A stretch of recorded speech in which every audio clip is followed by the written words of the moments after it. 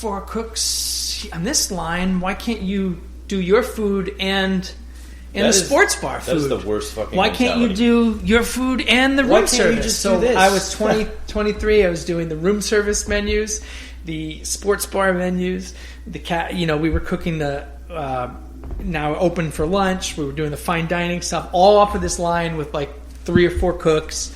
And I was just no more money, no more hours. I was working like a dog. I was like emaciated. I was like 100 and fucking, fucking 145 pounds or 150 pounds. Like, I mean, I was just like gaunt. I was so burnt, and I would have done it all day long if I felt appreciated, but it felt, it just felt dirty, and it felt like taking advantage of. And I'm like, I'm not going down like this, man. I'm not like. And they was just like, well, does that sell? Well, do you really need this, or can you go a couple ounces less on that? Can we make more money?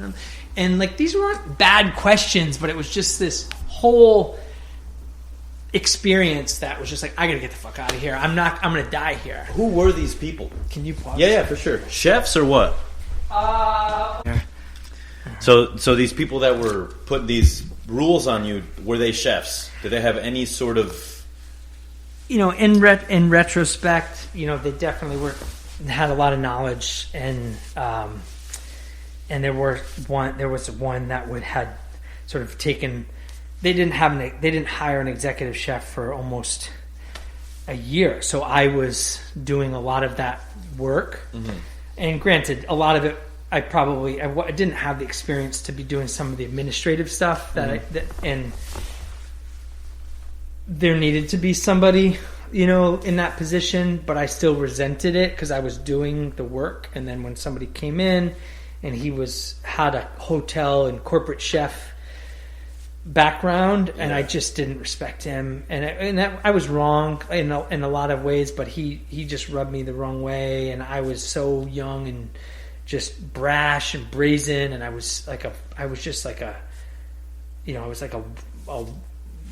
kitchen warrior at that point, and it was like being told to do things that I didn't respect and that you didn't want to do, and then all of a sudden, after doing menus for a year now, I had to like run the menus by him, and which was like in my, I'm okay with authority. I'm not like an anti-authority person at all. Like, but it was like, the guy, I remember one time, and this kind of encapsulates it. I'd come up with this like dish, and it was like this orange garlic and thyme, like glazed like duck, and he said to me, Derek, orange and garlic just don't really go together. And I just went,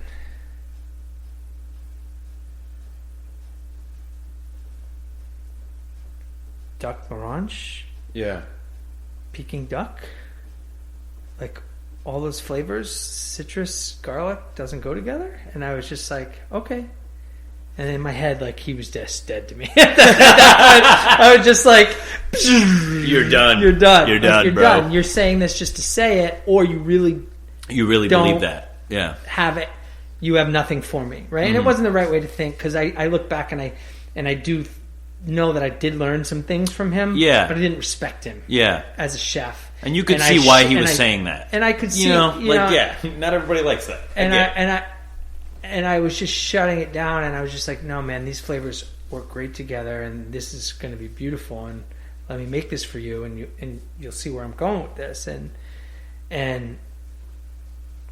it just, anyway, like, so they, to distill it down, there definitely were some chefs there, one chef there, but it was mostly like corporate, hotel director. So managers. At that point, did you feel like you had a mentor there, or no? You're left to your own devices. I was sort of left to I was learning other things, but in the kitchen, it was like I was at that point, and I'm not that I wasn't learning things from the other cook. I was managing a lot of people that were older than me, and I was. Yeah. Definitely learning things from them as well, but it was a hard dynamic. Yeah, it's a crazy dynamic.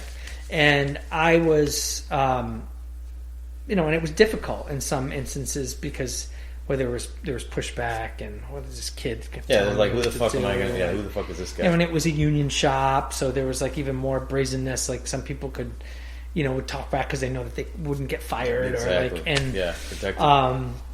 It was, but it was a great experience. But I was like, I gotta get the fuck out of here. Yeah. And I left, and I was so burnt out. I remember having a conversation with my dad at the time, and he was just like, "Listen, Mick, if you're not happy, like, you don't have to do this. You don't have to be here. Like, you should, if you're going to work this hard, Derek, like, you should do it for yourself. For yourself, exactly." And I was just like, and I had, at that time, like, I hadn't taken any time off. I had a bunch of built up vacation that I never taken. And I've never quit anything in my whole life. Like, I'm just to a fault, just to a fault. Like, I will go down with the ship. Mm-hmm. And I just went and put my notice in, and I gave him 6 months. Whoa. Right? And it's a baller notice. Yeah. I was just like, I don't want you to be, because I still felt, I put 5.5 years of my life into that place, and like I felt responsibility to the people that worked there. And I don't know if it was 6 months actually. Maybe it was 3 months, not 6 months. I'm sorry. I gave him 3 months, and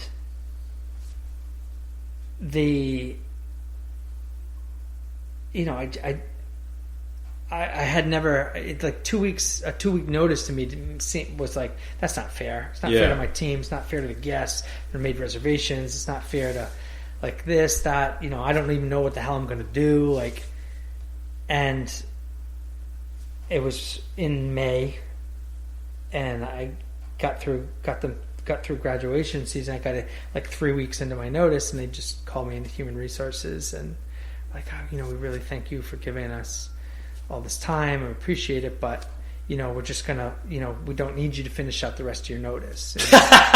And I was like, okay.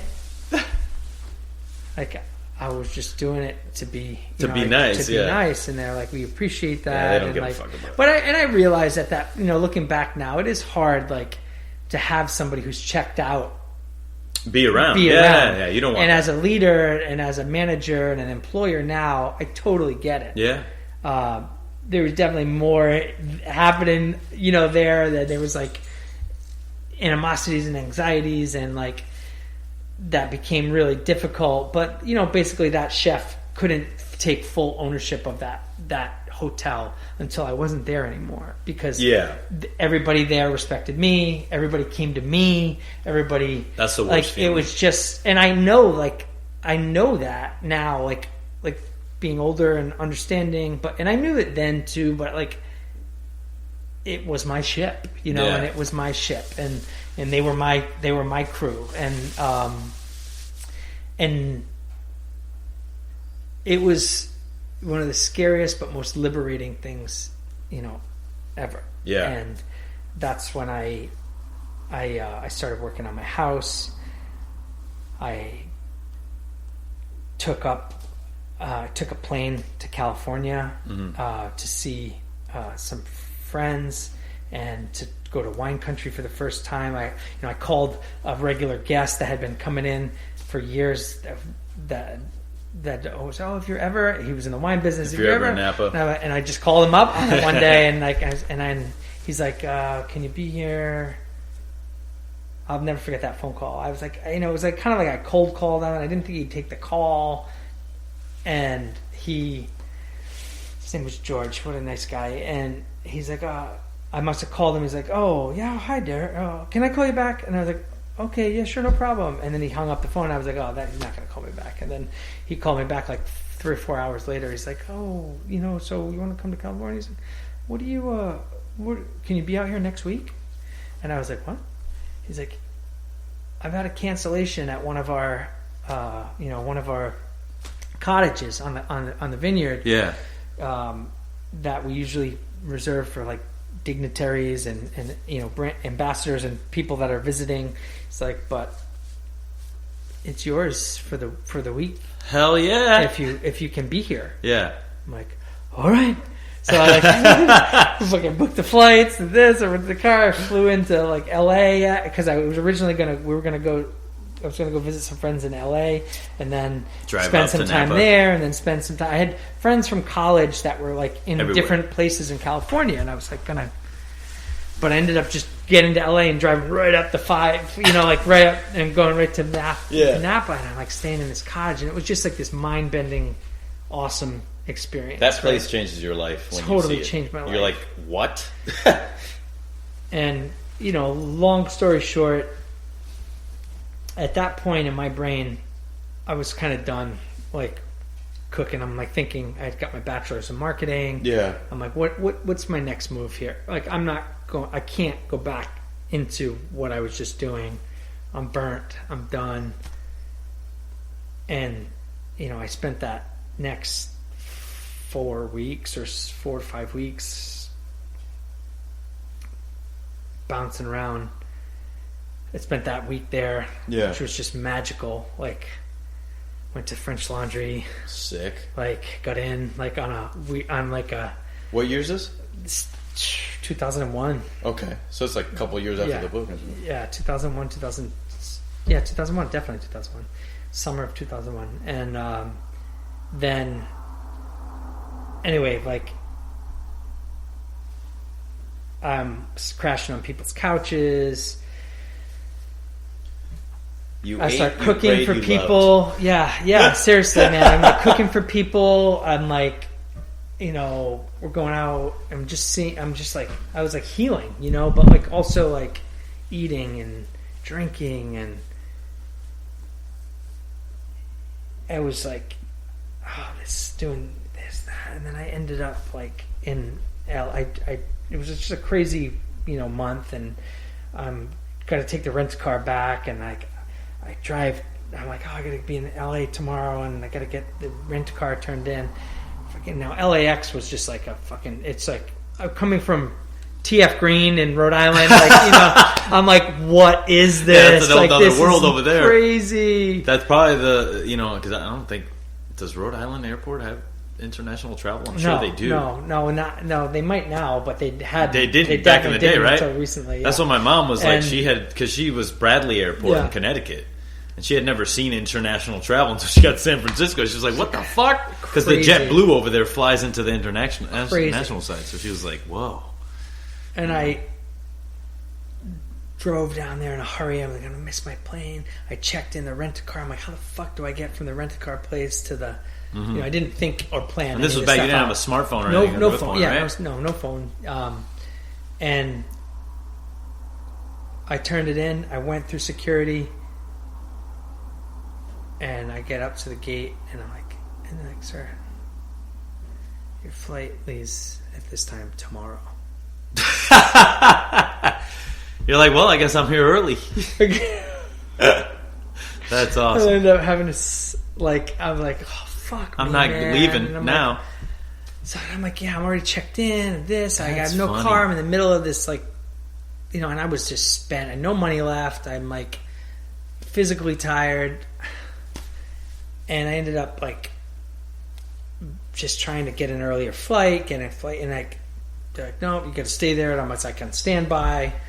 So I'm like hanging out there, and I had this book in my bag, and I hadn't read it, and I'd gotten it a couple years earlier, and never read it because I was working all the fucking time. And I'm like, all right, I'll just fucking read the book, and I start reading the book, and I was reading. I was up all fucking night reading and laughing, like thinking about all the fucked up things and awesome, cool, bad about like the last 5 years of my life. Yeah. And it was Kitchen Confidential, you know? And I'm reading this book, and I'm just like, man, this is wild, and this is crazy, and this is fucked up, and this is good, and this is awesome. And thinking about people in my life that remind me of people in the book, and I don't know, and it just like I had this. I won't say that it was like the only reason, but it was certainly made me be like, no, man, like I can do this, and this is I am like this is who I am, and this is part of who I am. Yeah. And, doesn't